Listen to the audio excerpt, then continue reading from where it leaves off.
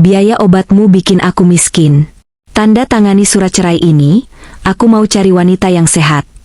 Itu kalimat terakhir suamiku sebelum membanting pintu. Dia pikir hidupku tamat. Dia salah besar. Di balik pintu itu, Dr. Adrian sudah berdiri sambil memegang hasil labku. Dia merobek tagihan rumah sakit yang ada di meja, tersenyum, lalu berkata, dia bodoh sekali. Dia baru saja melepaskan wanita yang kucintai selama 10 tahun. Kamu tidak perlu pusing soal biaya, mulai sekarang, kesehatanmu dan hatimu, biar aku yang tanggung. Sebelum ceritanya dimulai, silakan tulis di kolom komentar dari daerah mana saja teman-teman yang menonton cerita ini. Jangan lupa like dan subscribe agar channel ini bisa semakin berkembang dan bisa mempersembahkan cerita yang lebih menarik lagi. Jam dinding tua di ruang tengah berdetak monoton, seolah menjadi satu-satunya saksi bisu betapa lambatnya waktu berjalan bagi Sarah malam ini.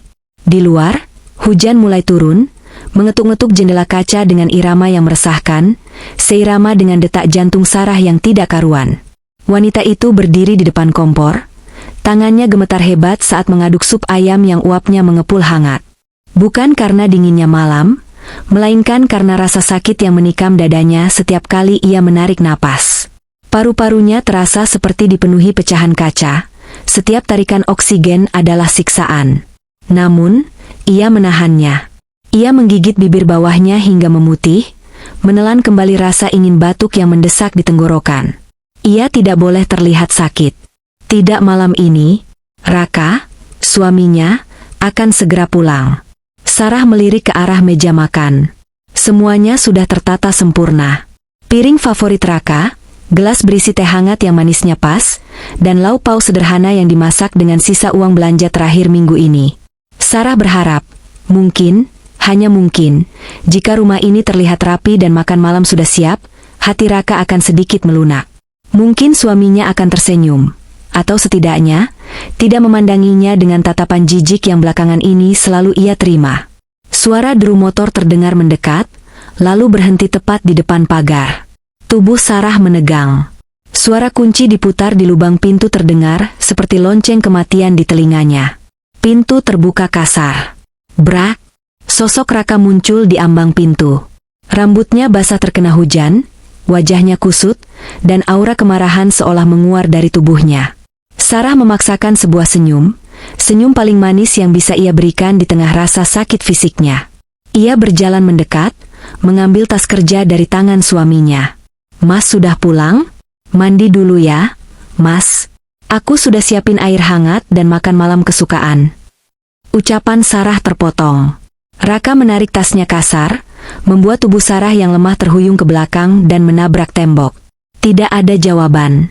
Raka berjalan melewati Sarah begitu saja, seolah istrinya adalah perabot rumah tangga yang tidak kasat mata. Pria itu melempar tubuhnya ke sofa, lalu matanya menangkap sesuatu di atas meja kecil di samping televisi. Sebuah struk pembayaran apotek yang lupa Sarah simpan. Jantung Sarah berhenti berdetak sesaat. Ia lupa menyembunyikan itu. Raka menyambar kertas kecil itu, matanya membelalak melihat nominal yang tertera di sana. 500.000 rupiah. Hanya untuk obat pereda nyeri dan antibiotik selama 3 hari. Napas Raka memburu. Ia menoleh perlahan ke arah Sarah, tatapannya bukan lagi dingin, tapi membakar. 500.000. Desis Raka, suaranya rendah tapi mengerikan. Lagi? Kamu beli obat lagi? Sarah menunduk, meremas ujung daster lusuhnya.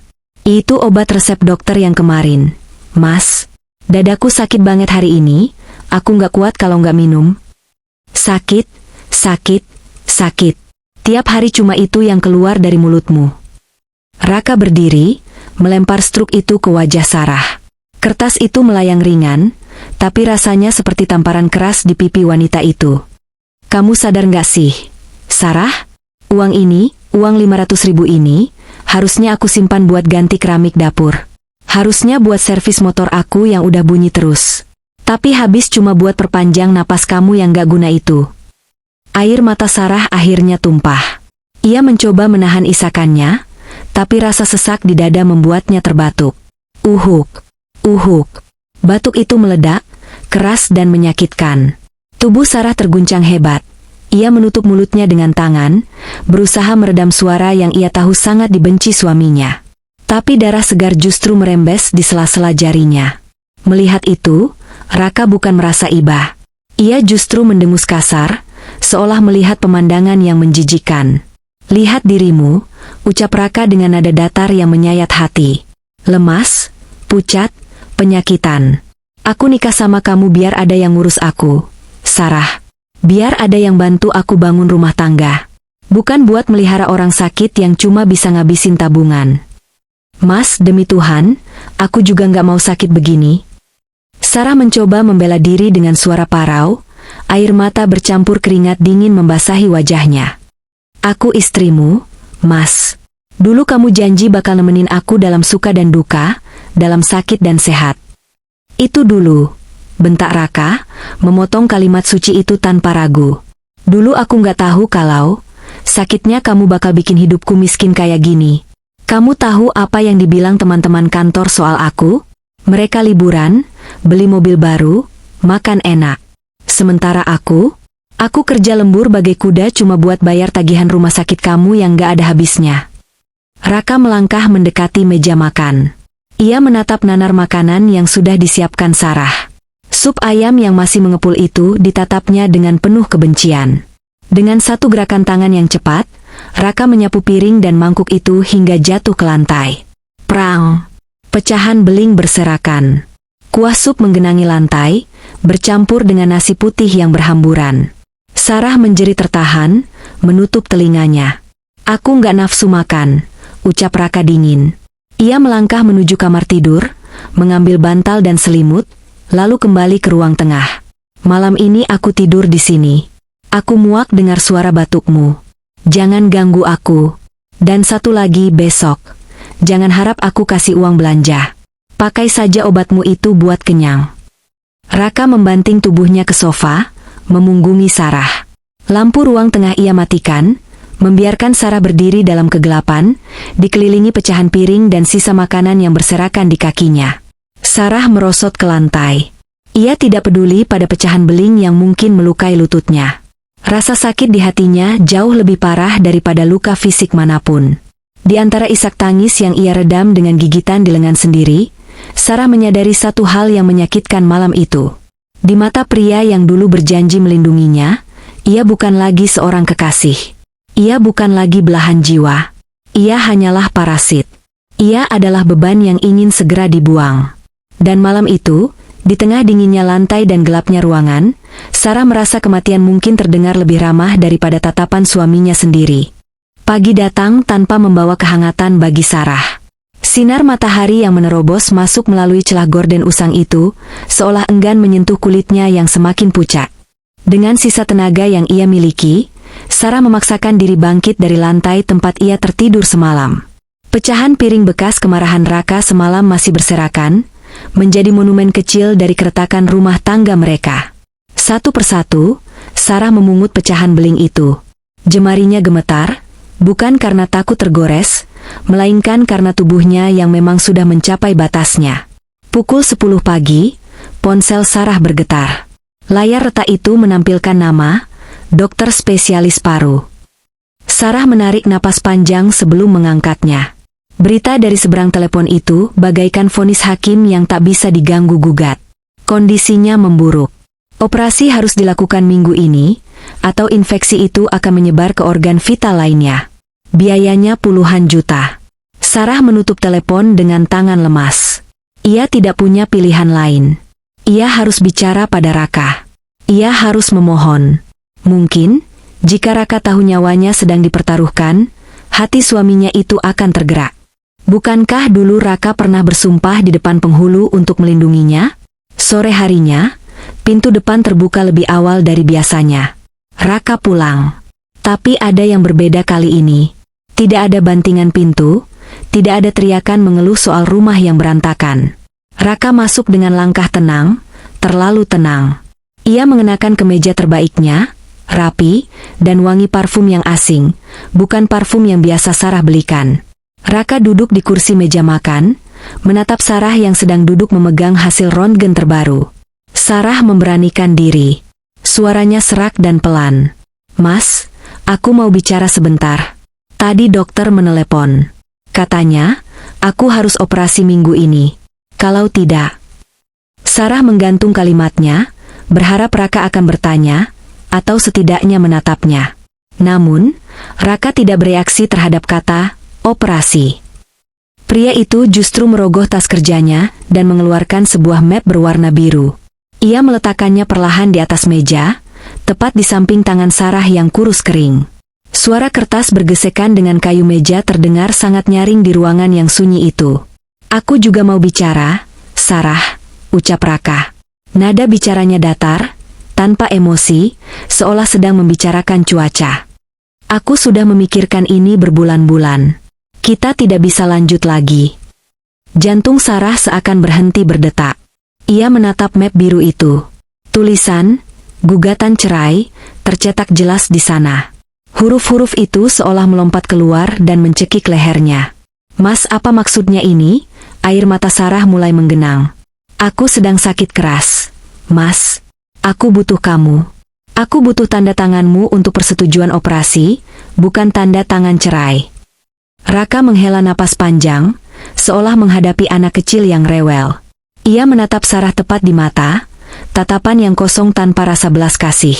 Justru karena kamu sakit, Sarah. Aku ini laki-laki normal. Aku punya kebutuhan. Aku punya mimpi. Aku mau jalan-jalan, mau punya anak, mau istri yang bisa diajak kondangan tanpa harus bawa tabung oksigen atau obat-obatan. Kamu cuma menghambat hidupku. Menghambat? Sarah mengulang kata itu dengan bibir bergetar. Mas, aku sakit bukan kemauanku. Dulu waktu kamu di PHK, aku yang kerja 2 shift sampai aku tifus. Mas, aku nggak pernah bilang kamu penghambat. Kenapa sekarang saat giliranku butuh sandaran, kamu malah mau pergi? Raka berdiri, enggan mendengar pengungkitan masa lalu. Baginya, masa lalu tidak membayar tagihan hari ini. Jangan mendrama, Sarah. Itu masa lalu. Realitanya sekarang, aku bangkrut kalau terus-terusan biayai kamu. Di map itu sudah ada rinciannya. Rumah ini akan dijual, uangnya kita bagi 2.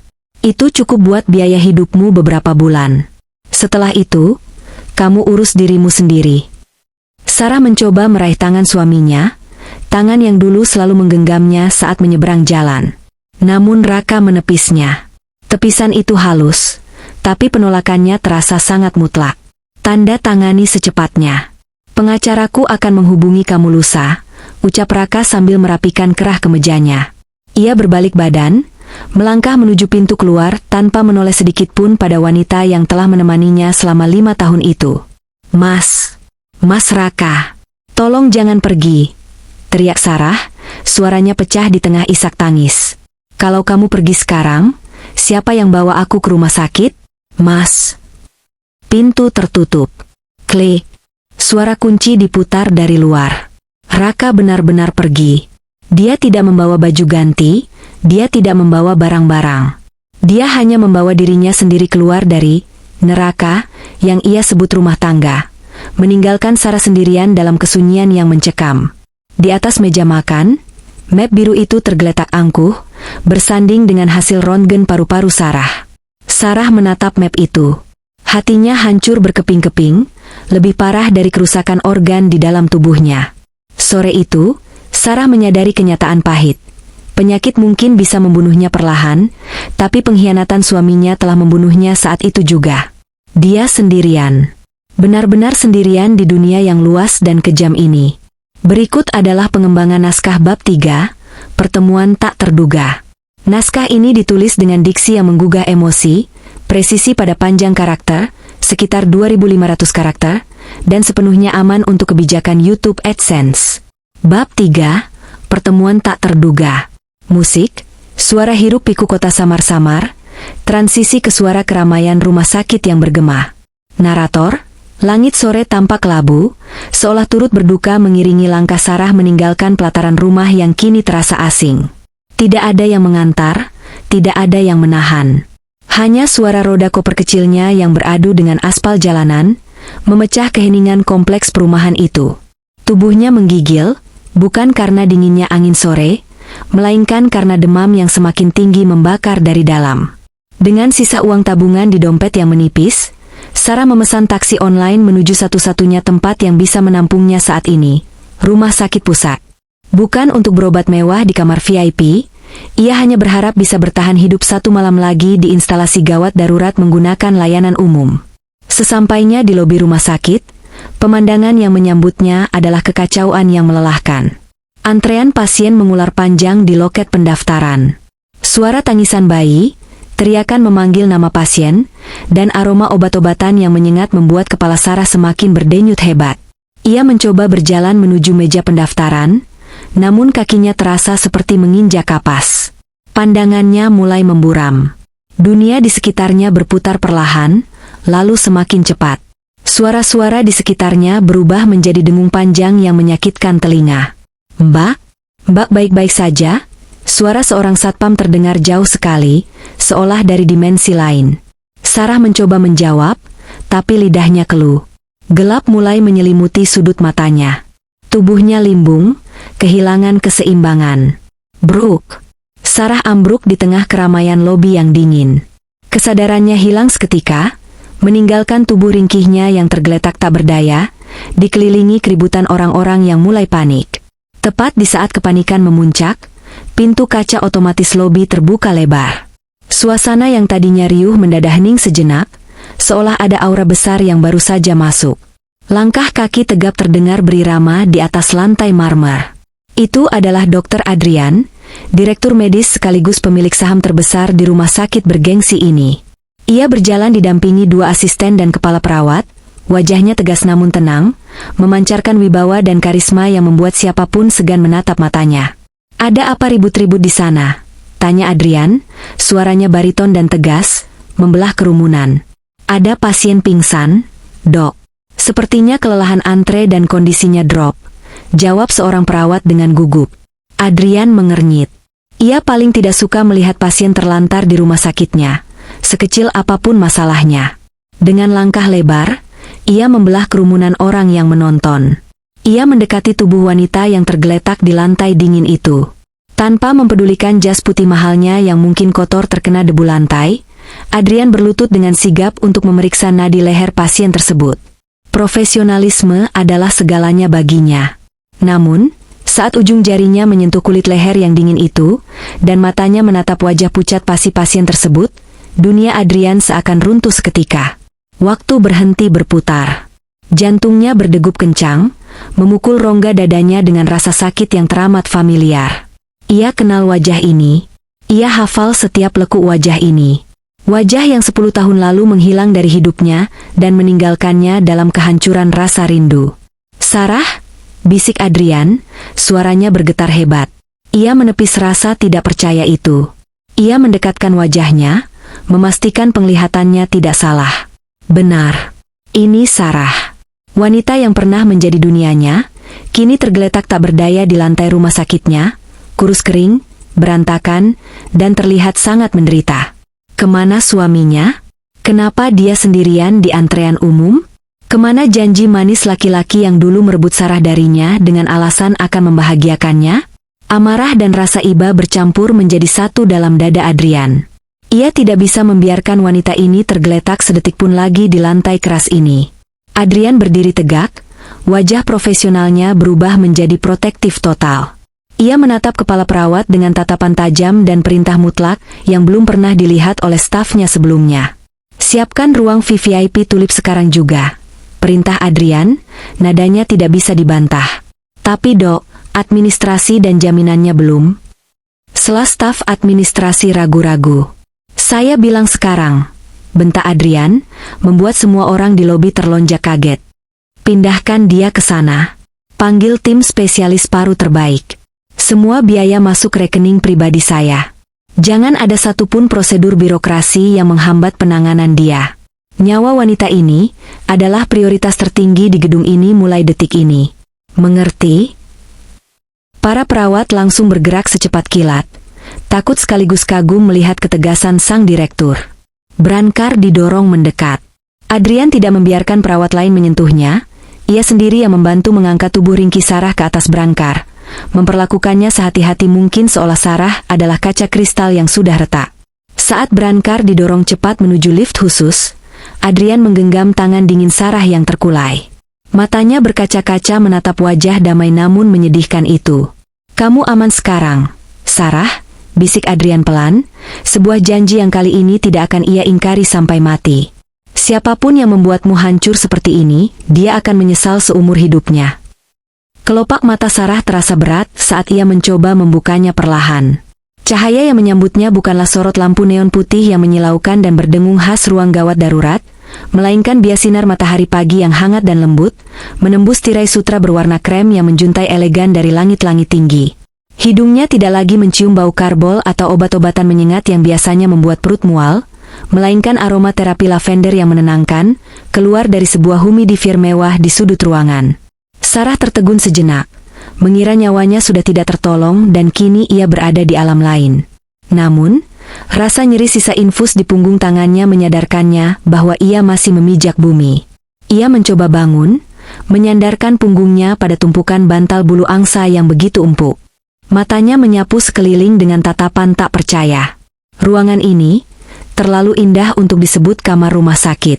Lantai parket kayu yang berkilau, sofa kulit berwarna coklat tua yang terlihat mahal, televisi layar datar berukuran raksasa yang menempel di dinding, hingga sebuah kulkas 2 pintu yang penuh dengan buah-buahan segar. Di meja nakas, terdapat vas kristal berisi bunga lili putih yang masih berembun. Ini bukan bangsal kelas 3. Ini adalah Presidential Suite, kamar rawat inap termewah yang biasanya hanya dihuni oleh pejabat tinggi atau konglomerat. Kepanikan seketika menyergap dada Sarah, menggantikan rasa kagumnya. Jantungnya berdegup kencang, monitor detak jantung di sampingnya berbunyi lebih cepat. Bip, bip, bip. Ya Tuhan, aku ada di mana? Siapa yang memasukkan aku ke sini? Batin Sarah menjerit ketakutan. Bayangan tagihan yang akan keluar membuatnya gemetar. Raka sudah menceraikannya. Raka sudah membawa semua uangnya. Ia tidak punya apa-apa selain baju lusuh yang ia pakai kemarin. Bagaimana ia harus membayar semua kemewahan ini? Apakah ia akan dipenjara karena tidak mampu bayar? Sarah bergerak gelisah, berusaha mencabut selang infusnya. Ia harus kabur. Ia harus kembali ke bangsal umum sebelum tagihannya membengkak. Jangan banyak bergerak. Nanti jarumnya meleset dan bengkak lagi. Suara itu menahan gerakan Sarah. Suara bariton yang tenang, berwibawa, namun menyimpan kehangatan yang tak asing. Sarah menoleh cepat ke arah pintu.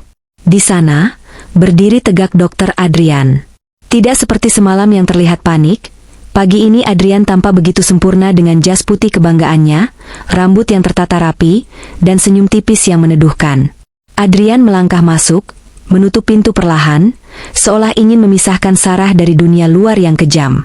Ia berjalan mendekati ranjang, menarik kursi dengan gerakan anggun, lalu duduk sejajar dengan mata Sarah. "Adrian." Suara Sarah terdengar serak dan lemah. "Tolong aku, ada kesalahan administrasi. Aku seharusnya di kelas 3. Aku sudah tidak punya suami yang bisa menjamin biayaku. Tolong pindahkan aku sekarang sebelum biayanya." SSSTTT.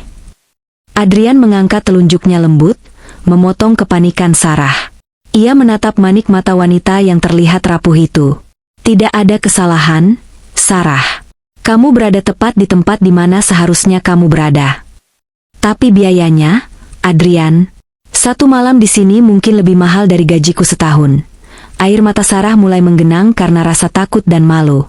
Adrian menghela napas pelan, tangannya bergerak mengambil gelas berisi air hangat di meja, menyodorkannya pada Sarah. "Minumlah dulu." Setelah Sarah tenang, Adrian kembali bicara, kali ini nadanya lebih serius namun penuh perasaan. "Dengar aku baik-baik. Di rumah sakit ini, kata-kataku adalah hukum. Kamu tidak perlu memikirkan biaya sepeser pun. Anggap saja ini adalah fasilitas untuk tamu istimewa pemilik rumah sakit." Sarah menatap Adrian bingung. "Tamu istimewa? Tapi aku cuma..." "Kamu wanita yang pernah mengisi hidupku, Sarah," potong Adrian tegas. Matanya menerawang ke masa lalu. 10 tahun lalu, aku kehilanganmu karena aku tidak punya apa-apa. Aku cuma mahasiswa kedokteran miskin yang bahkan tidak mampu membelikanmu obat saat kamu sakit demam. Karena kemiskinanku, orang tuamu memaksamu menikahi Raka yang saat itu terlihat mapan, kan? Sarah menunduk, isakannya tertahan. Kenangan pahit itu kembali menyeruak. Hari itu aku bersumpah, lanjut Adrian, suaranya bergetar menahan emosi. Aku bekerja gila-gilaan, aku bangun rumah sakit ini, aku kumpulkan kekayaan, hanya untuk memastikan satu hal, bahwa tidak akan ada lagi orang yang kucintai menderita karena uang. Dan sekarang, takdir membawamu kembali ke sini, tepat ke hadapanku, dalam kondisi terluka karena pria yang dulu mereka banggakan. Adrian mencondongkan tubuhnya, menatap Sarah lekat-lekat.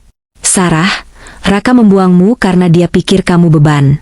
Tapi bagiku, kesempatan untuk merawatmu adalah sebuah kehormatan. Mulai hari ini, lupakan soal uang. Lupakan soal tagihan. Fokuslah untuk sembuh. Biarkan aku yang menanggung bebanmu. Biarkan aku yang membuktikan bahwa kamu layak diperlakukan seperti ratu, bukan sampah. Kata-kata itu meruntuhkan pertahanan Sarah. Tangisnya pecah seketika. Bukan tangis kesedihan, melainkan tangis kelegaan yang luar biasa. Setelah bertahun-tahun diperlakukan kasar, dihina, dan dianggap benalu oleh suaminya sendiri, kini ia mendengar kalimat yang memanusiakannya kembali. Di kamar mewah yang sunyi itu, Sarah menyadari bahwa hidupnya baru saja berubah total. Sementara waktu berjalan lambat di dalam dinding rumah sakit yang tenang, roda nasib di luar sana justru berputar dengan kecepatan yang mengerikan. Karma, seperti kata orang bijak, tidak pernah salah alamat. Ia datang perlahan, menyusup ke dalam celah kehidupan Raka yang mulai retak. Di rumah kontrakan yang dulu rapi berkat sentuhan tangan Sarah, kini tampak seperti kapal pecah. Tumpukan piring kotor menggunung di wastafel, mengundang lalat berkerumun. Raka duduk di meja makan dengan wajah kusut. Di hadapannya, bukan hidangan hangat penuh gizi seperti yang biasa Sarah siapkan, melainkan semangkuk mie instan yang kuahnya sudah dingin dan mengental. "Mas, mana transferan buat skincare aku? Katanya minggu ini mau beliin tas baru." Teriakan manja dari kamar sebelah membuat kepala Raka serasa mau pecah. Itu suara Mira, wanita yang Raka banggakan sebagai pengganti Sarah. Wanita yang katanya sehat dan bergaya. Ternyata, gaya hidup Mira adalah lubang hitam yang menyedot habis gaji Raka. Raka memijat pelipisnya yang berdenyut. Ia menatap layar ponsel, aplikasi mobile bankingnya menunjukkan saldo yang menyedihkan. Merah. Tagihan kartu kredit membengkak. Cicilan mobil menunggak. Dulu, Sarah tidak pernah minta macam-macam. Sarah rela memakai baju lama asalkan Raka bisa menabung. Sarah rela makan tempe asalkan Raka bisa makan daging. Sial. Umpat Raka pelan. Penyesalan kecil mulai merayap di sudut hatinya, namun egonya yang setinggi langit segera menepisnya. Paling si Sarah sekarang lebih menderita. Dia pasti lagi luntang-lantung di jalanan atau ngemis di panti sosial. Hibur Raka pada dirinya sendiri, mencoba mencari kepuasan di atas penderitaan orang lain. Namun, kenyataan di seberang kota berkata lain. Potongan adegan berpindah drastis ke kamar VVIP Tulip. Sarah sedang duduk santai di sofa kulit, menikmati potongan buah melon segar yang disiapkan oleh ahli gizi. Tidak ada mie instan, tidak ada bentakan, tidak ada piring kotor. Seorang perawat masuk dengan senyum ramah, membawa nampan berisi menu makan siang.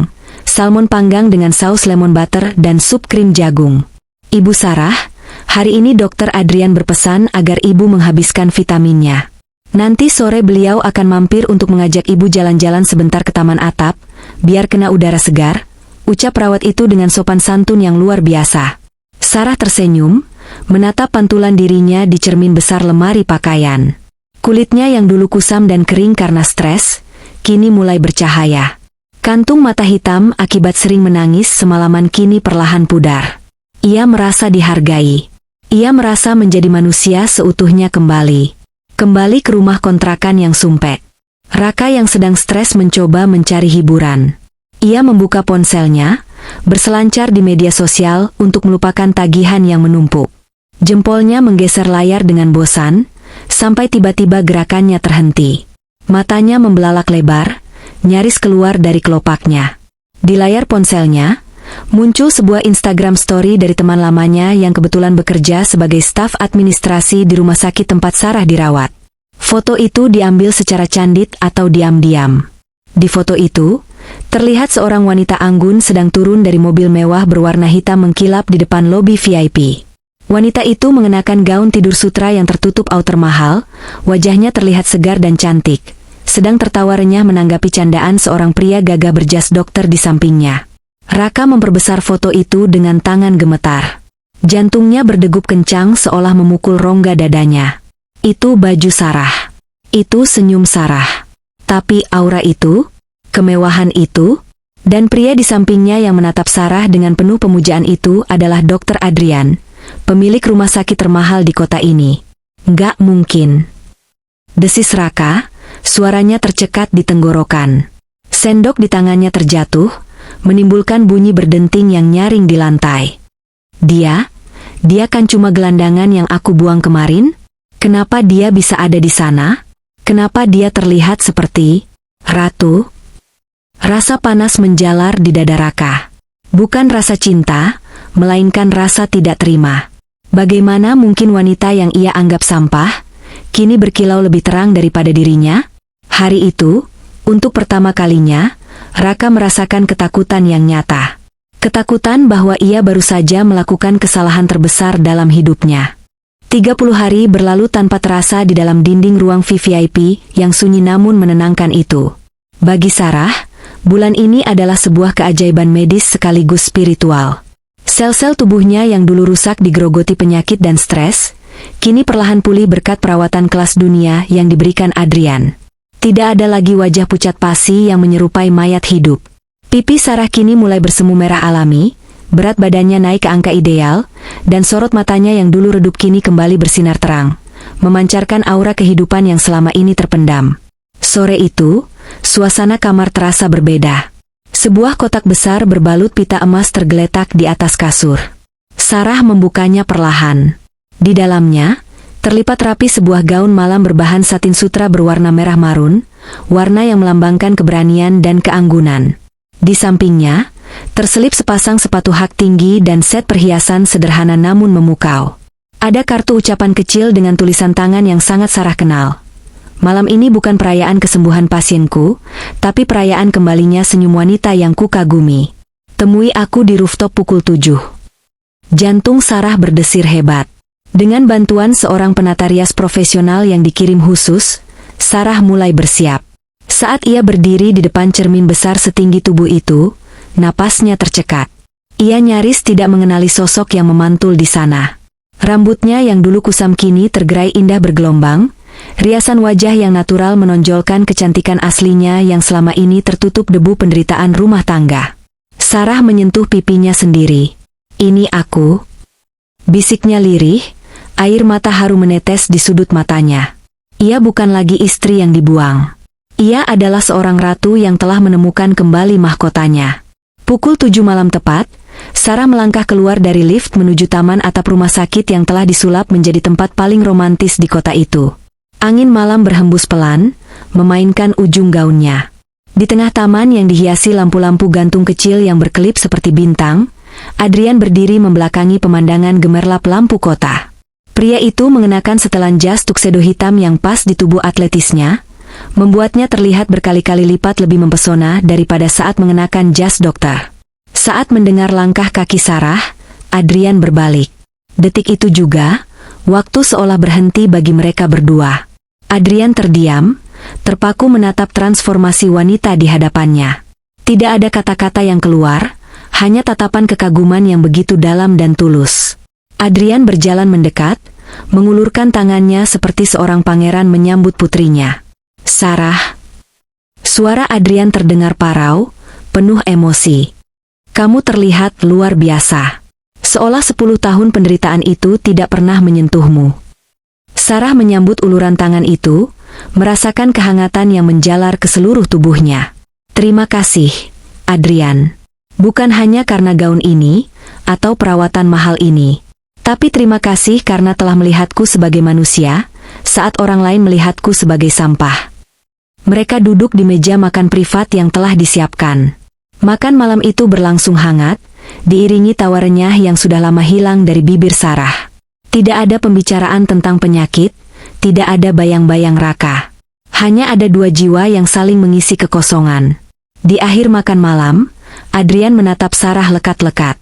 Ia tidak mengeluarkan cincin, ia tidak memaksakan sebuah ikatan. Ia hanya menggenggam tangan Sarah di atas meja, menatap matanya dengan kesungguhan yang menggetarkan hati. Sarah, fisikmu sudah sembuh total. Tugasku sebagai dokter mungkin sudah selesai, ucap Adrian lembut. Tapi tugasku sebagai laki-laki yang pernah terlambat menjagamu, baru saja dimulai. Aku tidak minta kamu langsung menerimaku sekarang. Aku tahu lukamu masih basah. Tapi, izinkan aku menjadi orang yang menyembuhkan hatimu juga. Izinkan aku membuktikan bahwa air matamu terlalu berharga untuk jatuh karena kesedihan.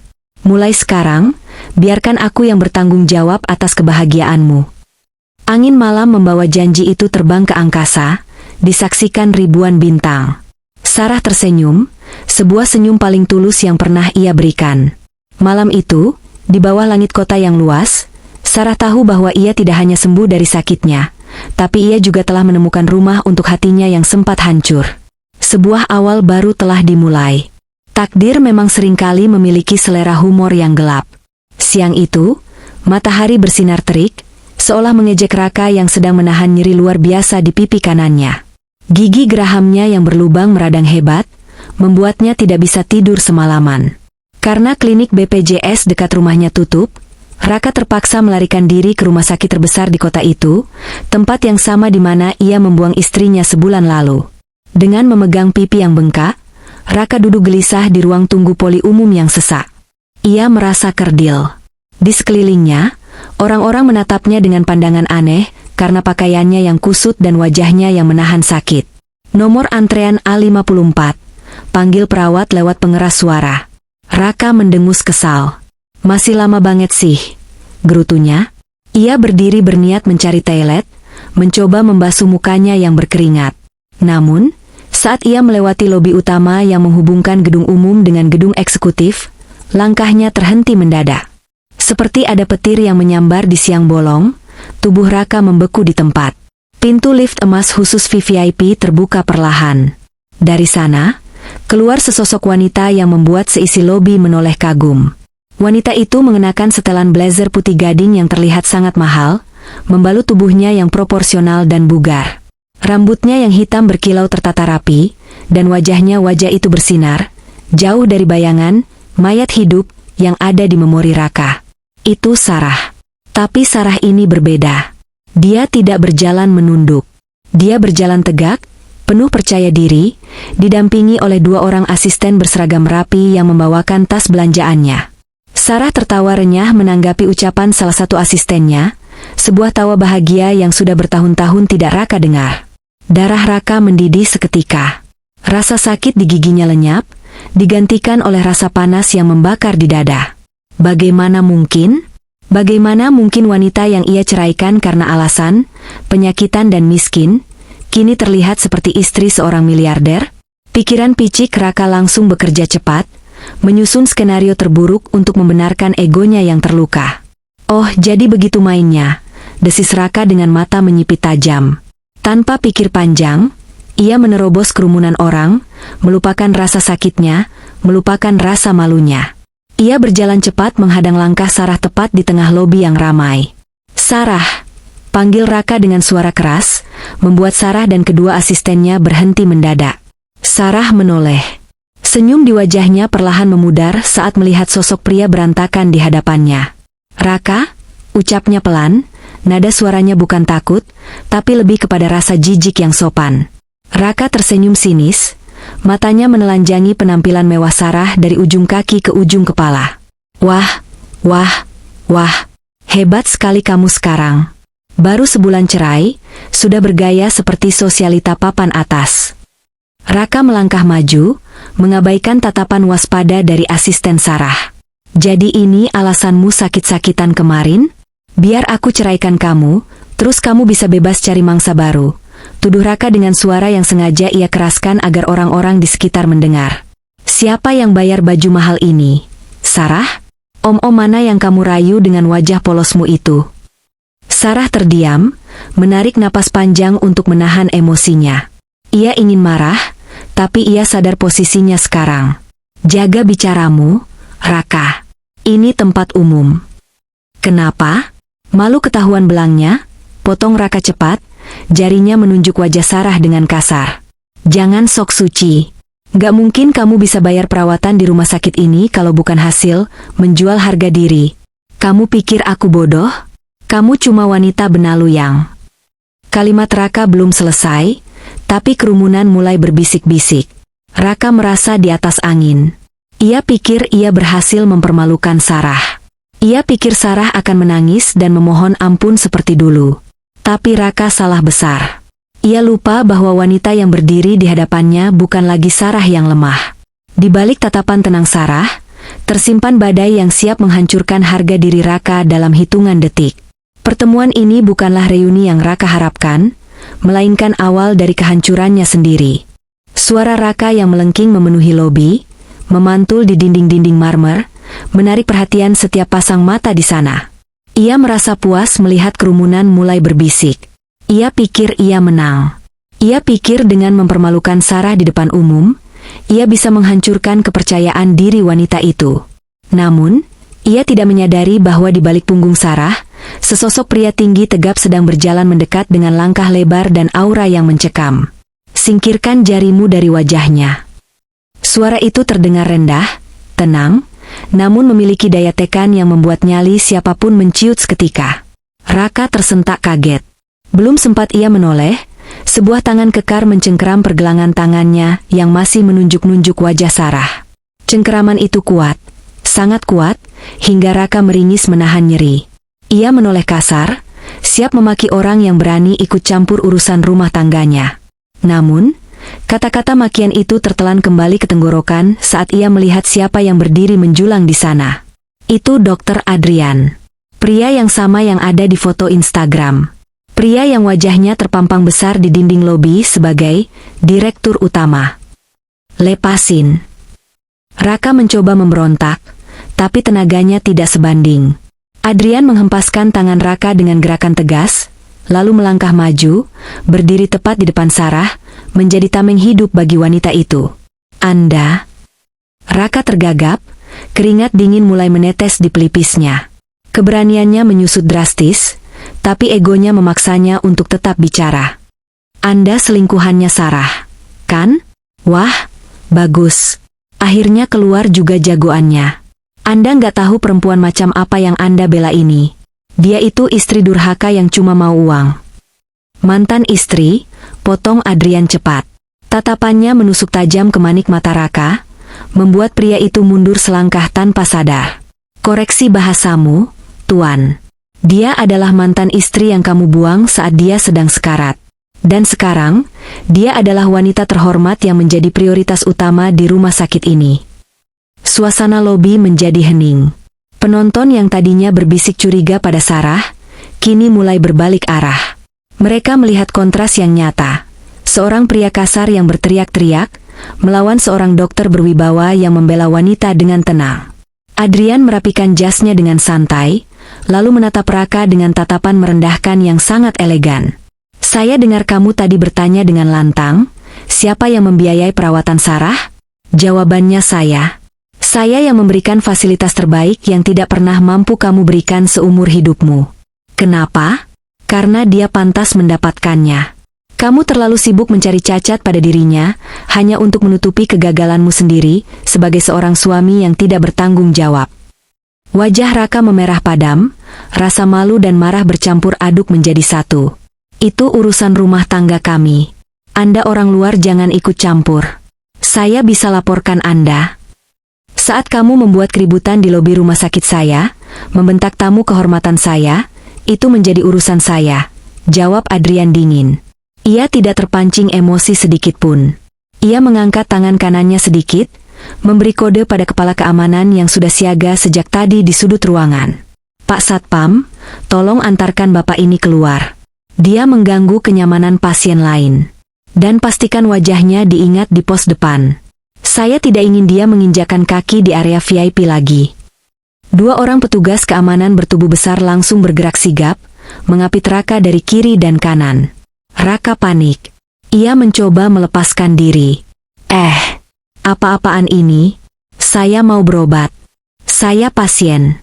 Kalian gak bisa usir saya sembarangan. Saya bayar. Anda bisa berobat di klinik lain yang lebih sesuai dengan etika dan kemampuan Anda, sindir Adrian telak, menutup perdebatan itu. Raka diseret mundur secara paksa namun prosedural. Kakinya terseret di lantai marmer yang mengkilap. Ia masih mencoba berteriak, tapi suaranya tenggelam oleh rasa malu yang luar biasa karena ditonton puluhan orang. Ia melihat ke depan, ke arah Sarah yang masih berdiri di sana, di samping Adrian. Sarah tidak menertawakannya, tidak juga memakinya balik. Wanita itu hanya menatapnya dengan pandangan datar, seolah Raka adalah orang asing yang tidak penting. Dan tatapan kosong itulah yang paling menyakitkan bagi Raka. Saat pintu kaca otomatis tertutup memisahkan mereka, Raka sadar ia baru saja kalah telak. Bukan karena pukulan fisik, tapi karena tamparan fakta bahwa ia hanyalah masa lalu yang menyedihkan, sementara Sarah kini berada di dunia yang tak bisa lagi ia gapai. Malam itu, hujan turun dengan derasnya, seolah langit sedang menumpahkan air mata untuk menertawakan nasib seorang pria yang baru saja kehilangan segalanya. Raka melangkah masuk ke dalam rumah kontrakannya dengan tubuh basah kuyup dan jiwa yang kosong. Harapannya untuk mendapatkan pelukan hangat atau setidaknya kata-kata penghiburan dari Mira setelah hari yang neraka ini, musnah seketika saat ia melihat kondisi kamar tidur. Pintu lemari pakaian terbuka lebar, menampilkan kekosongan yang menganga seperti mulut gua yang gelap. Baju-baju branded dan tas-tas mahal yang Raka belikan dengan menggesek kartu kredit hingga limit maksimal, semuanya telah lenyap. Tidak ada Mira. Tidak ada aroma parfum manis yang biasa menyambutnya. Yang tertinggal di atas meja rias hanyalah selembar kertas nota belanja, yang di baliknya tertulis pesan singkat dengan tinta merah menyala. Sorry, Kak. Aku realistis aja. Motor kamu ditarik, gaji kamu dipotong, dan kamu dikejar debt collector. Aku nggak bisa hidup susah. Aku bukan Sarah yang mau diajak menderita. Jangan cari aku lagi. Bye. Raka membaca tulisan itu dengan tangan gemetar. Ia meremas kertas itu hingga hancur, lalu melemparnya ke dinding. Kakinya lemas, tak lagi sanggup menopang berat tubuh dan beban hidupnya, memaksanya merosot duduk di lantai keramik yang dingin. Bayangan kejadian tadi siang kembali berputar di kepalanya, seperti kaset rusak yang menyiksa batin. Di parkiran kantor, di depan puluhan mata rekan kerjanya yang sedang istirahat makan siang, dua orang petugas leasing berbadan besar datang menyita motor sport kebanggaannya. Raka memohon, bahkan nyaris bersujud di aspal panas agar diberi tenggat waktu 1 minggu lagi. Namun mereka tidak peduli. Kunci motor dirampas paksa. Harga dirinya tercabik-cabik saat ia harus melihat kendaraan itu dibawa pergi, meninggalkan Raka yang berdiri mematung diiringi bisik-bisik dan tatapan merendahkan dari orang-orang sekantor. Belum cukup sampai di situ, puncaknya terjadi sore hari. HRD memanggilnya ke ruangan tertutup. Bukan untuk memberi promosi, melainkan menyerahkan amplop putih berisi surat pemutusan hubungan kerja. Alasannya klasik namun telak. Penurunan performa drastis dan masalah pribadi yang mencemarkan nama baik perusahaan karena sering didatangi penagih utang. Dalam 1 hari, Raka kehilangan segalanya. Jabatan, kendaraan, harga diri, dan wanita yang ia agung-agungkan sebagai pengganti istri. Perutnya berbunyi nyaring, perih menuntut diisi. Raka menatap ke arah dapur yang gelap dan berantakan. Tumpukan piring kotor bekas makan Mira 2 hari lalu masih menggunung di wastafel, mulai mengeluarkan bau tak sedap. Tidak ada makanan tersaji. Tidak ada teh hangat. Seketika, sebuah memori masa lalu menghantam dadanya dengan telak, lebih sakit daripada pukulan fisik manapun. Ia teringat Sarah. Dulu, seburuk apapun hari yang Raka lalui di luar sana, saat ia pulang ke rumah, selalu ada senyum tulus Sarah yang menyambutnya.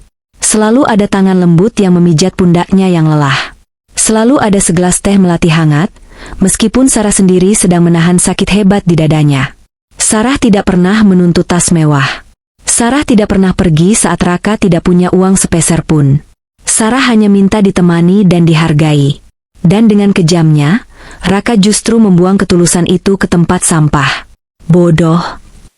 Gumam Raka, suaranya parau dan pecah. Ia memukul kepalanya sendiri berulang kali. Aku bodoh banget. Apa yang sudah aku lakukan? Air mata penyesalan mulai menetes, bercampur dengan air hujan yang masih menetes dari rambutnya. Rasa sepi ini membunuhnya perlahan. Raka sadar sepenuhnya sekarang, ia telah menukar berlian abadi dengan batu kali yang hanya berkilau sesaat. Namun, di tengah keputusasaan itu, naluri egoisnya kembali muncul. Sebuah harapan delusif tumbuh di benaknya. Ia ingat Sarah pernah berkata sangat mencintainya. Sarah adalah wanita pemaaf dan penurut. Dia pasti masih sayang sama aku, bisik Raka pada kesunyian malam, mencoba meyakinkan dirinya sendiri. Sarah nggak mungkin sekejam itu. Kalau aku datang, kalau aku minta maaf dan janji berubah, dia pasti luluh. Dia istriku. Dengan sisa keyakinan yang salah arah itu, Raka bangkit berdiri. Ia menyeka air matanya kasar. Ia harus menemui Sarah. Bukan di rumah sakit, karena Adrian pasti menghalanginya. Ia akan pergi ke rumah lama mereka, rumah yang kabarnya sudah dibeli dan direnovasi oleh Adrian untuk Sarah. Raka yakin Sarah ada di sana. Ia akan bersujud, ia akan menangis darah jika perlu, asal Sarah mau kembali dan mengurus hidupnya yang hancur ini. Raka tidak tahu bahwa keputusan nekatnya malam ini justru akan mengantarkannya pada jurang penyesalan terakhir yang tak berdasar. Rumah itu berdiri megah dengan arsitektur klasik Mediterania, dikelilingi pagar besi tempah hitam yang kokoh seolah memisahkan dua dunia. Di balik pagar, Sarah sedang berdiri memandangi taman bunga mawar yang baru mekar, menikmati ketenangan yang sudah lama tidak ia rasakan. Namun, ketenangan itu terusik oleh suara gaduh dari arah gerbang depan. Di sana, Raka berdiri dengan pakaian lusuh yang belum diganti sejak kemarin, rambutnya acak-acakan, dan wajahnya dipenuhi sisa air mata keputusasaan. Melihat Sarah menoleh, Raka tidak membuang waktu. Ia langsung menjatuhkan lututnya ke aspal yang keras, tidak peduli pada rasa sakit atau debu yang mengotori celananya. Ia melakukan aksi teatrikal terbaiknya, sebuah drama air mata buaya yang dirancang untuk meruntuhkan hati wanita yang ia tahu berhati lembut. Sarah, sayang, tolong dengarkan aku dulu. Teriak Raka dengan suara serak yang dibuat-buat semenyedihkan mungkin. Tangannya mencengkeram besi pagar, seolah ia adalah tawanan yang merindukan kebebasan. Aku salah, Sarah. Aku hilaf. Wanita itu, Mira itu cuma kesalahan sesaat. Aku sadar sekarang, rumahku cuma kamu. Cuma kamu yang mengerti aku. Langkah Sarah terhenti. Ia menatap pria yang pernah ia panggil suami itu bersimpuh tak berdaya. Hatinya berdesir. Bagaimanapun, mereka pernah hidup bersama selama 5 tahun. Ada kenangan manis di sela-sela memori pahit itu. Kenangan saat Raka melamarnya sederhana, kenangan saat mereka makan sebungkus nasi berdua. Rasa iba, naluri alami seorang wanita, mulai merayap naik. Apakah Raka benar-benar menyesal? Apakah manusia bisa berubah jika diberi kesempatan kedua? Sarah melangkah perlahan mendekati pagar. Keraguan terpancar jelas di matanya. Melihat Sarah mendekat, Raka semakin gencar melancarkan serangan psikologisnya. Sayang, kita mulai lagi dari nol ya. Aku janji bakal kerja keras lagi. Aku janji bakal ngerawat kamu. Tolong buka gerbangnya, Sarah. Izinkan aku meluk kamu sekali saja. Tangan Sarah terangkat, hampir menyentuh tombol pembuka gerbang otomatis. Raka menahan napas. Senyum kemenangan tipis nyaris terukir di sudut bibirnya. Namun, sebelum jari Sarah menekan tombol itu, sebuah tangan kekar menahan pergelangan tangannya. Sarah menoleh. Adrian sudah berdiri di sana. Wajah dokter itu tenang, namun matanya memancarkan ketegasan yang dingin. Di tangan kirinya, Adrian memegang sebuah amplop coklat tebal. Jangan teripu dengan air matanya, Sarah, ucap Adrian datar. Ia tidak melihat ke arah Sarah, melainkan menatap tajam lurus ke mata Raka. Dia datang ke sini bukan karena cinta. Dia datang karena dia tidak punya tempat tujuan lain. Jangan fitnah kamu. Raka membentak dari balik pagar, panik karena rencananya terancam gagal. Ini urusan suami istri. Kamu orang asing gak tahu apa-apa soal cinta kami. Adrian melangkah maju mendekati pagar.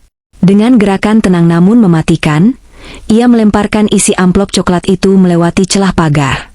Kertas-kertas berhamburan jatuh tepat di hadapan Raka yang berlutut. Raka tercekat melihat dokumen-dokumen itu. Itu adalah salinan surat hutangnya. Tagihan kartu kredit, surat penarikan motor, hingga surat pemecatan dari kantor. Cinta? Adrian terkekeh sinis. Sebuah tawa yang kering tanpa humor. Sarah, pria ini datang merangkap padamu karena dia baru saja diusir dari kontrakannya. Motornya ditarik leasing kemarin siang, dan dia dipecat karena menggelapkan uang kas kecil kantor. Dia tidak butuh istri untuk dicintai, Sarah. Dia butuh ATM berjalan untuk melunasi hutang judinya yang baru saja saya temukan jejak digitalnya. Sarah terbelalak. Ia menatap kertas-kertas yang berserakan di aspal. Rincian hutang Raka yang mencapai ratusan juta terpampang jelas.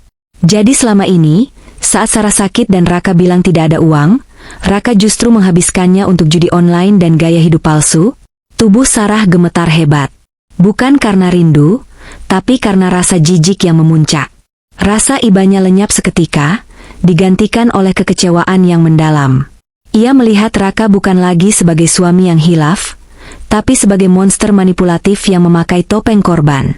Sarah mundur selangkah, menatap Raka dengan tatapan dingin yang belum pernah ia tunjukkan sebelumnya. Aku pikir kamu datang membawa hati, Mas. Ternyata kamu datang membawa tagihan. Enggak, Sarah, itu salah paham. Aku bisa jelasin. Raka mencoba menggapai tangan Sarah lewat celah pagar, tapi Sarah melangkah mundur menjauh, berlindung di balik punggung tegap Adrian. Pulanglah, Raka, ucap Sarah, suaranya pelan namun tegas, menusuk ke dalam jantung pertahanan Raka. Cintaku padamu sudah mati. Tepat saat kamu membiarkanku sekarat sendirian di lobi rumah sakit waktu itu. Tidak ada kesempatan kedua untuk pembunuh rasa percaya. Pergilah, sebelum Adrian memanggil polisi. Raka ternganga. Ia melihat pintu gerbang kebahagiaan itu tertutup selamanya. Di depannya kini hanya ada jalan aspal yang dingin, tumpukan surat hutang, dan bayangan masa depan yang suram akibat ulahnya sendiri. Sarah berbalik badan, berjalan masuk ke dalam rumah mewah itu tanpa menoleh lagi, meninggalkan masa lalunya membusuk di luar pagar. Penolakan Sarah yang dingin dan menutup pintu hati itu, bagaikan bensin yang disiramkan ke dalam kobaran api amarah Raka. Topeng, suami yang bertaubat, yang ia kenakan beberapa menit lalu luntur seketika, memperlihatkan wajah aslinya yang temperamental. Raka tidak lagi bersimpuh memelas. Ia melompat berdiri, mencengkeram jeruji pagar besi tempat itu dengan kuat, lalu mengguncangnya dengan kasar hingga menimbulkan suara logam beradu yang memekakan telinga di sore yang tenang itu. Sarah, keluar kamu. Jangan berani-beraninya kamu memunggungiku, teriak Raka, urat-urat lehernya menonjol tegang karena emosi. Kamu lupa siapa imammu? Hah? Mentang-mentang sudah sembuh, sudah cantik, kamu jadi sombong. Ingat Sarah, harta ini tidak akan mengubah fakta kalau kamu itu masih istri sahku secara agama. Aku berhak atas kamu. Buka gerbang ini atau aku panjat. Teriakan histeris itu mengundang perhatian.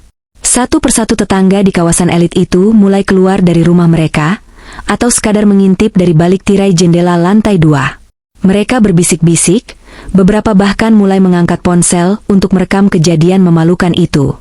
Sarah, yang sudah hampir mencapai pintu utama rumah, menghentikan langkahnya. Bahunya menegang. Ia ingin berbalik dan memaki Raka, meluapkan semua sakit hatinya. Namun, Adrian menahannya dengan isyarat tangan yang tenang namun tegas. Jangan kotori mulutmu untuk bicara dengan orang yang tidak mau mendengar. Sarah, masuklah. Biar aku yang urus gangguan kecil ini, bisik Adrian lembut, lalu ia berjalan kembali mendekati pagar. Langkahnya santai namun mematikan, seperti seekor singa jantan yang menghadapi hiena yang berisik. Raka, panggil Adrian datar, suaranya tidak keras tapi cukup untuk memotong teriakan Raka. Kamu sadar apa yang sedang kamu lakukan sekarang? Kamu sedang membuat keributan di properti pribadi. Kamu meneriakkan ancaman dan mencoba merusak pagar. Dalam hukum negara ini, itu sudah cukup untuk menjebloskanmu ke sel tahanan malam ini juga. Jangan sok tahu soal hukum. Raka meludah ke aspal dengan jijik. Dia istriku. Aku berhak menjemputnya. Kamu yang menculik dia. Aku bisa laporkan kamu ke polisi atas tuduhan melarikan istri orang. Adrian tersenyum tipis, Sebuah senyum penuh kemenangan yang merendahkan. Ia mengangkat ponselnya yang layarnya masih menyala. Silakan lapor. Tapi sayang sekali, saya sudah lebih dulu menelepon polsek terdekat 5 menit yang lalu. Dan soal statusmu, bukankah kamu sendiri yang mengajukan gugatan cerai sebulan lalu? Dokumennya lengkap ada di pengacara saya. Secara hukum, kamu sudah melepaskan hakmu saat kamu menelantarkan dia. Dan sekarang, dengan tingkah lakumu ini, kamu baru saja menambah pasal baru, perbuatan tidak menyenangkan dan percobaan perusakan properti. Baru saja Adrian menyelesaikan kalimatnya, suara sirine mobil polisi terdengar melolong dari kejauhan, memecah ketegangan udara. Semakin lama semakin dekat. Wajah Raka yang tadinya merah padam karena marah, kini memucat seketika bagaikan kain kafan. Matanya liar mencari sumber suara itu. Ia tidak menyangka Adrian benar-benar memanggil aparat. Ia pikir itu hanya gertakan sambal. Kamu panggil polisi?" Suara Raka bergetar, keberaniannya menguap hilang tak berbekas. "Saya melindungi calon istri saya," jawab Adrian tegas, menekan kata calon istri untuk menghancurkan sisa harapan Raka hingga menjadi debu. "Dan saya melindungi lingkungan ini dari premanisme yang tidak beradab." Sebuah mobil patroli berhenti tepat di depan gerbang dengan lampu rotator biru yang menyilaukan. 2 orang petugas berseragam turun dengan sigap. Raka panik. Ia mencoba mundur, mencoba mencari celah untuk kabur, tapi kakinya lemas seperti jeli. Petugas itu langsung menghampiri Raka yang terlihat kacau. "Selamat sore. Kami menerima laporan adanya keributan dan ancaman fisik di alamat ini. Saudara Raka, bisa ikut kami ke kantor sebentar untuk dimintai keterangan?" Tanya petugas itu sopan namun tegas, posisinya siap mengamankan jika Raka melawan. "Enggak, Pak. Ini salah paham. Saya cuma mau bicara sama istri saya." Raka berkilah, suaranya nyaris menangis. "Keterangan Bapak bisa disampaikan di kantor polisi. Saksi di sini cukup banyak yang merasa terganggu," ujar petugas sambil menunjuk para tetangga yang kini terang-terangan merekam momen penjemputan itu. Raka tamat. Harga dirinya hancur lebur. Ia melihat ke arah teras rumah. Sarah berdiri di sana, menatapnya tanpa ekspresi. Tidak ada lagi cinta, tidak ada lagi benci. Hanya ada tatapan asing, seolah Raka adalah orang lain yang tidak pernah ia kenal. Saat Raka digiring masuk ke kursi belakang mobil polisi, ia menyadari satu hal yang paling menyakitkan. Ia tidak dikalahkan oleh uang Adrian, tapi dikalahkan oleh karma dari perbuatannya sendiri. Pintu mobil ditutup. Sirine kembali berbunyi, membawa pergi Raka menjauh dari istana kebahagiaan yang pintu gerbangnya tertutup selamanya baginya. 6 bulan telah berlalu sejak kejadian memalukan di depan gerbang rumah Adrian. Waktu terus berjalan tanpa ampun, menggiling nasib mereka yang tidak mau berubah, dan mengangkat derajat mereka yang sabar. Di sebuah warung makan sempit di pinggiran kota yang panas dan berdebu, seorang pria duduk sendirian di pojok ruangan. Kipas angin tua di dinding berputar pelan, gagal mengusir hawa gerah yang bercampur dengan aroma gorengan dan asap rokok. Pria itu adalah Raka. Penampilannya jauh berbeda dari 6 bulan lalu. Kemeja kerjanya yang dulu selalu licin dan wangi, kini terlihat kusam dengan kerah yang mulai melar. Rambutnya agak gondrong tidak terawat, dan ada lingkaran hitam tebal di bawah matanya, tanda dari malam-malam panjang yang dihabiskan untuk memikirkan hutang yang tak kunjung lunas. Raka menyuapkan nasi rames murah itu ke mulutnya dengan gerakan lambat, tanpa selera. Hidupnya kini hanya tentang bertahan dari satu hari ke hari berikutnya. Tidak ada lagi mimpi besar, tidak ada lagi kebanggaan.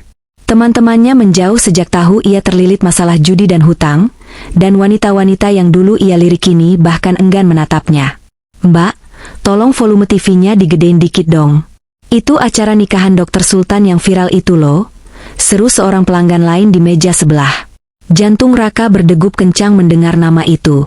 Ia mengangkat wajahnya, menatap layar televisi tabung yang warnanya sedikit buram di atas lemari es warung. Di layar itu, sebuah tayangan langsung sedang berlangsung. Judul beritanya tertulis besar dengan huruf emas, "The Royal Wedding, pernikahan Dr. Adrian Sarah." Dunia Raka seakan berhenti berputar. Matanya terpaku pada sosok wanita yang sedang berjalan anggun menuju altar. Itu Sarah. Tapi Sarah yang ini terlihat seperti bidadari yang turun dari langit. Ia mengenakan gaun pengantin berwarna putih bersih bertabur kristal Swarovski yang berkilauan ditimpa cahaya matahari. Wajah itu tersenyum begitu lepas, begitu bahagia, tanpa ada sedikit pun jejak penderitaan masa lalu. Di sampingnya, Adrian berdiri gagah, menatap Sarah dengan pandangan memuja yang membuat siapapun yang melihatnya iri. "Cantik banget ya istrinya," komentar ibu pemilik warung sambil mengelap meja. "Dengar-dengar dulu janda lo, pernah disia-siakan sama mantan suaminya yang bodoh. Untung ketemu dokter Adrian yang baik hati. Memang jodoh nggak kemana ya, Bu?" Komentar polos itu menghujam jantung Raka lebih tajam dari pisau belati. Nasi di mulutnya terasa seperti pasir. Tenggorokannya tercekat. Ia melihat Sarah dan Adrian saling memakaikan cincin. Ia melihat Adrian mencium kening Sarah dengan lembut, lalu Sarah menangis haru, bukan menangis sedih seperti yang sering Raka sebabkan dulu. Air mata Raka jatuh menetes ke piring nasinya yang belum habis. Di tengah keramaian warung makan itu, Raka merasa menjadi manusia paling sepi di dunia. Ia menyadari sepenuhnya sekarang. Sarah bukan sekadar istri yang ia buang. Sarah adalah rezeki yang ia tolak.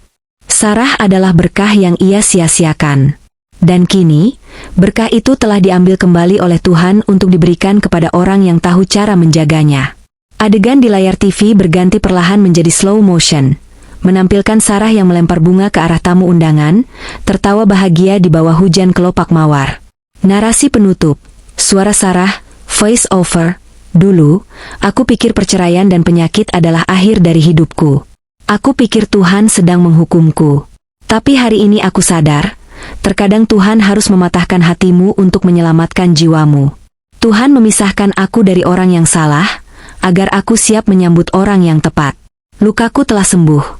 Bukan karena waktu, tapi karena cinta yang tulus. Dan bagi siapapun yang sedang terluka hari ini, percayalah badai pasti berlalu, dan pelangi terbaik selalu muncul setelah hujan yang paling deras." Layar perlahan menggelap, menyisakan senyum Sarah yang abadi. Dan di warung kecil itu, Raka menundukkan kepalanya dalam-dalam, menangisi penyesalan yang tidak akan pernah ada ujungnya.